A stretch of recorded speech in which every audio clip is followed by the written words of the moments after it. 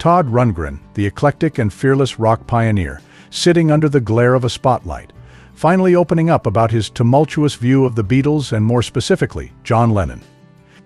The Beatles were the band that shaped the 1960s, creating music that transcended generations, but according to Rundgren, not everything about their legacy deserves the praise it receives.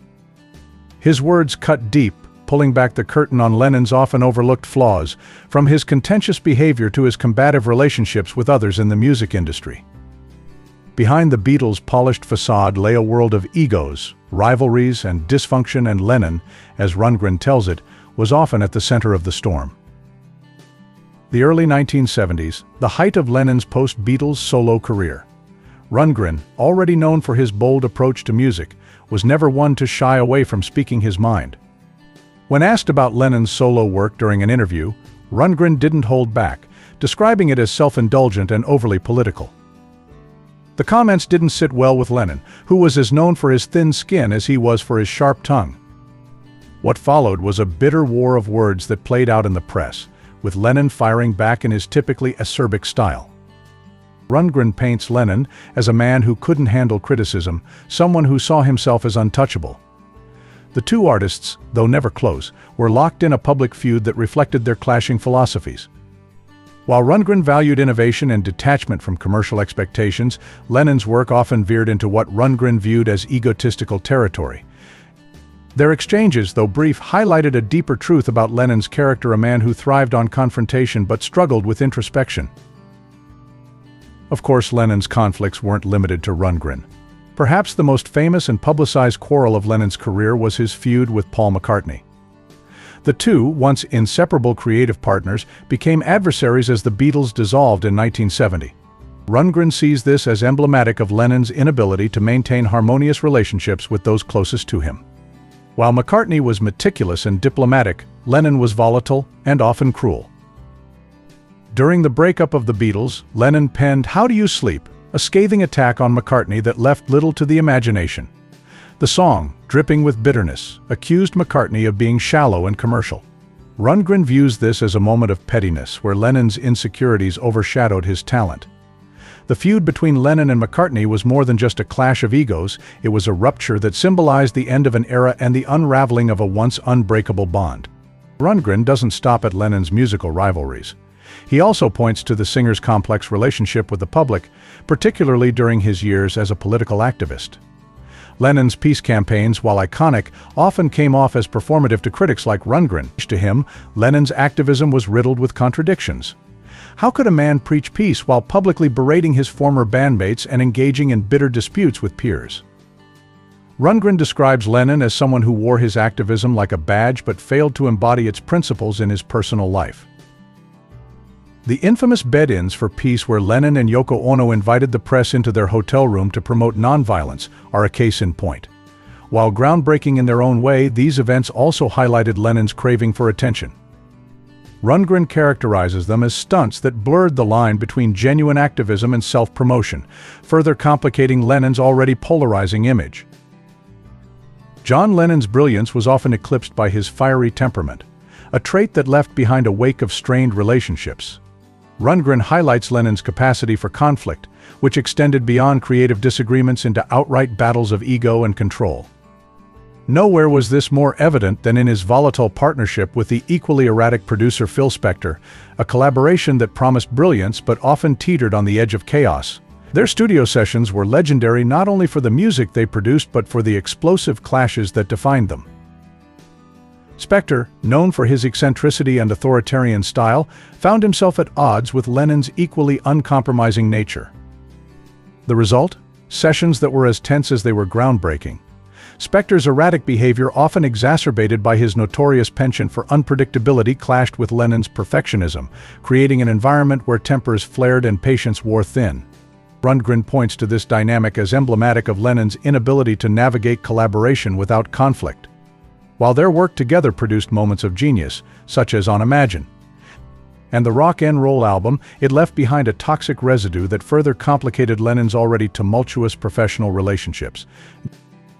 Lennon's conflicts were not limited to external collaborators, they extended deeply into the very heart of the Beatles. Rundgren sheds light on Lennon's strained dynamic with George Harrison, whose quiet demeanor often masked simmering resentment.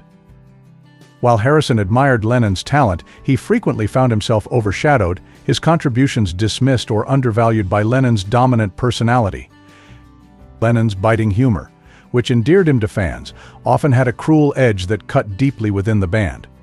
Harrison, whose songwriting blossomed in the later years of the Beatles, struggled to have his voice heard amidst the towering egos of Lennon and McCartney. Rundgren describes Lennon as dismissive of Harrison's ideas, a behavior that not only marginalized Harrison but also sowed seeds of discord within the band. The tension came to a head during the recording of Let It Be, where Harrison's frustration with Lennon's dominance was palpable, while Harrison eventually asserted himself with tracks like Something, and Here Comes the Sun. The scars of Lennon's condescension remained. Rundgren sees Lennon's inability to share the spotlight as a recurring theme throughout his career. Whether it was with Spector, Harrison, or even McCartney, Lennon's need to assert control often undermined the very relationships that fueled his creative genius. Rundgren paints Lennon as a man who thrived on confrontation, someone who could turn even a minor disagreement into a battle of wills. His relationships were a reflection of his internal struggles, simultaneously craving connection yet pushing people away with his sharp tongue and unrelenting demands. Even outside of the studio, Lennon's relationships bore the marks of his difficult personality. Rundgren recalls how Lennon's penchant for conflict extended into his personal life, where his interactions with peers and collaborators were often punctuated by fiery arguments and lingering resentment. Whether it was his public feud with Paul McCartney or the behind-the-scenes tension with Harrison, Lennon's story is one of fractured relationships, a trail of discord left in the wake of his brilliance. Rundgren underscores the duality of Lennon's life, a man whose genius shaped the course of music history, but whose volatile nature often alienated those closest to him. His collaborations with Spector and Harrison were marked by moments of brilliance, but they also highlight the challenges of working with someone who was as combative as he was creative. For Rundgren, Lennon's legacy is a cautionary tale about the cost of ego and the fragility of relationships in the face of unyielding ambition. While Lennon's music continues to inspire, the stories of his conflicts serve as a sobering reminder of the human flaws behind the myth. Rundgren's perspective offers a deeper understanding of Lennon's complex personality, a man who could create magic in the studio but often left turmoil in his wake. John Lennon's story is one of profound contradiction, a legacy both luminous and shadowed. Rundgren sees Lennon as a figure who could captivate millions with the raw honesty of his music, yet alienate those closest to him with his cutting words and unrelenting ego. Lennon's ability to channel universal emotions into his songs love, loss, hope, and rebellion was unparalleled, but that same intensity often spilled into his personal life, creating a trail of fractured relationships. For every masterpiece he penned, there was an argument, a grudge, or a betrayal lurking behind it. His charisma was magnetic, his talent undeniable, but his volatility was inescapable. Rundgren paints a portrait of Lennon as a man trapped in a duality. On one side was the visionary artist, the man who wrote Imagine, a timeless plea for peace and unity. On the other was a figure plagued by insecurities, who often lashed out at those he perceived as threats or obstacles. This contradiction defined Lennon's relationships, both personal and professional. He was capable of forging deep bonds, but just as adept at tearing them apart when his darker impulses took over. His charm could light up a room, but his temper could quickly extinguish it. While his music spoke of love and harmony, Lennon himself often struggled to embody those ideals. Rundgren describes him as a man whose genius was inseparable from his flaws, a paradoxical figure who could pen lyrics that moved the world but failed to extend that same compassion to those in his inner circle. Lennon's music continues to inspire millions, but Rundgren's account reveals the toll that his uncompromising personality took on those around him. His creative partnerships were often fraught with tension, as his need for control and his biting wit left little room for collaboration. The very qualities that made him a leader in the Beatles, his boldness, his vision, his fearlessness, also made him a difficult partner. Rundgren suggests that Lennon's insistence on having the last word, both in his art and in his life, was as much a strength as it was a flaw. Behind the adulation and success, Lennon was a man often at odds with himself. Rundgren highlights the loneliness that came with his brilliance, a self-imposed isolation born of his inability to truly trust or rely on others. This isolation was both a refuge and a prison, a space where Lennon could create without compromise, but also a place where he wrestled with his demons. For Rundgren, Lennon's legacy is a testament to the complexities of genius. It is a story of breathtaking highs and devastating lows, of a man who could create beauty from chaos but often left chaos in his wake.